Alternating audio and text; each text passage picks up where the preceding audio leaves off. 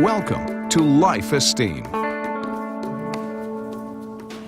Hello and welcome again to Life Esteem. Always great to have you as a viewer. Pat and I enjoy, bringing you good information and good people. And today is certainly no exception. We have Bill and Diane Crawford, the owners of Crawdaddy's Restaurant. Boy, and is it a good restaurant.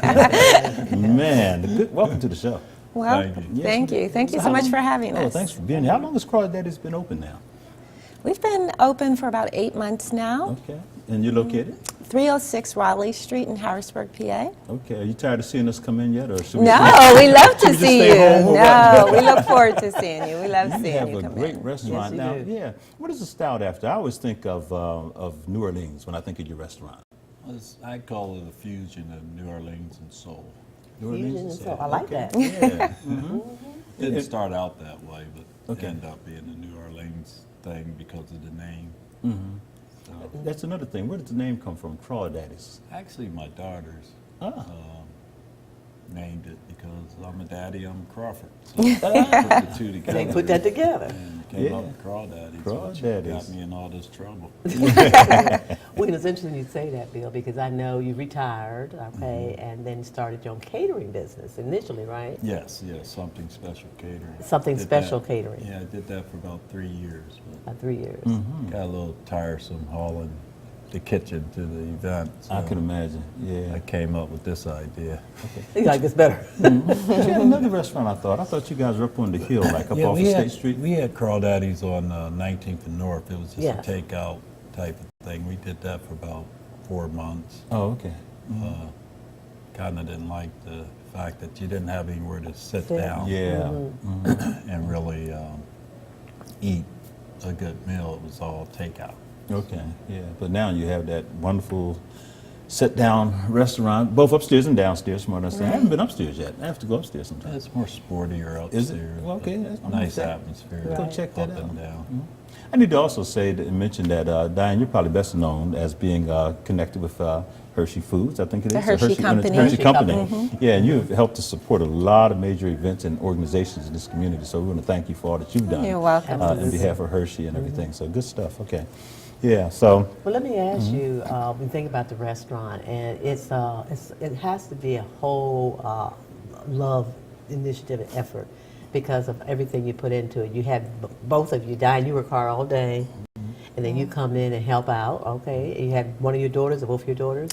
My youngest daughter actually manages the restaurant during the day. Okay, she manages during the day.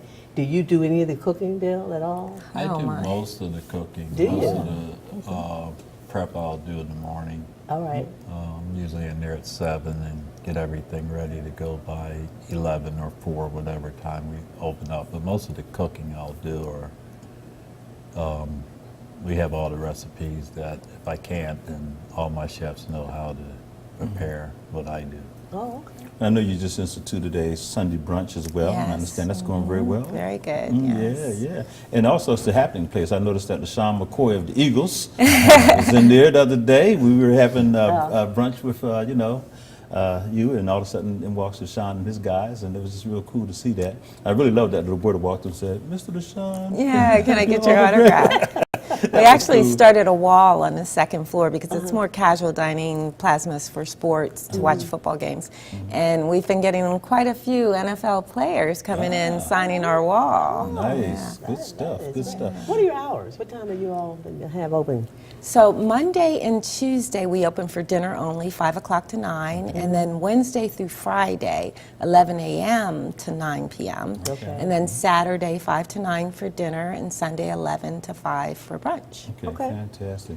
Now, the restaurant business certainly isn't easy, right? So one of the things we want you to do today is also talk to the audience about what does it take just to go on business, period, and also to make it, make it work, and also being a family business. That's another thing that people don't always talk about, how precious family businesses have been to our community for a long time.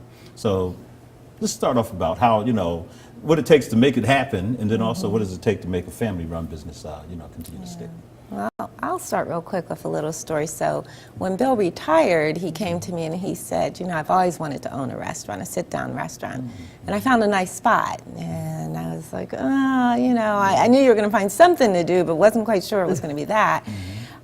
He brought me to the location, and it was before he renovated. He was just still considering it.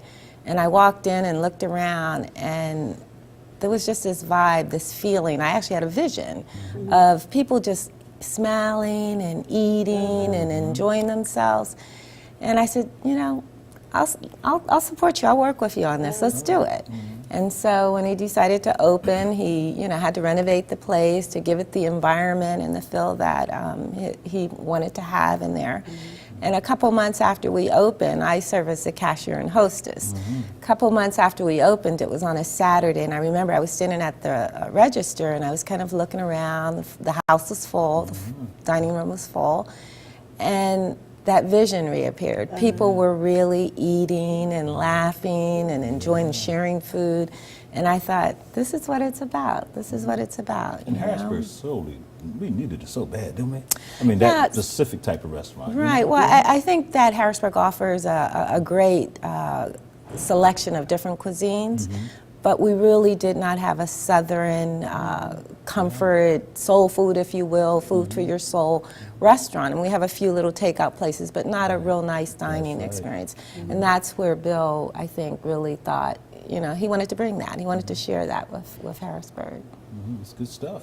And I know But it he's hasn't been done all easy the though, work, Bill. yeah. So what were some of the, you know, there's challenges always. What were some of the biggest challenges you ran into, Bill, when you first going from The only vision? real challenges is the finance. Okay. You know, there's no money out there to borrow, so this was all out of pocket.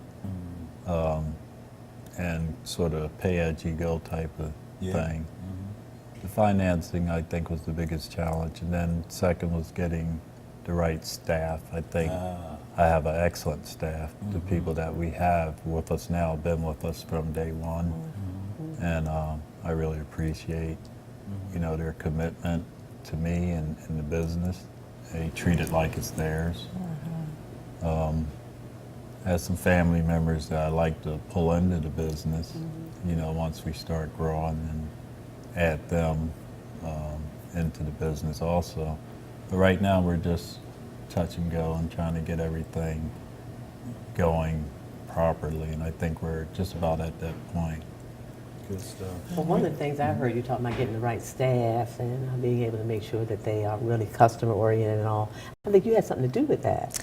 Talk about when that. we I thought that started, was interesting. when we started the interviewing process so he says I run the front of the house and he runs the back of the house.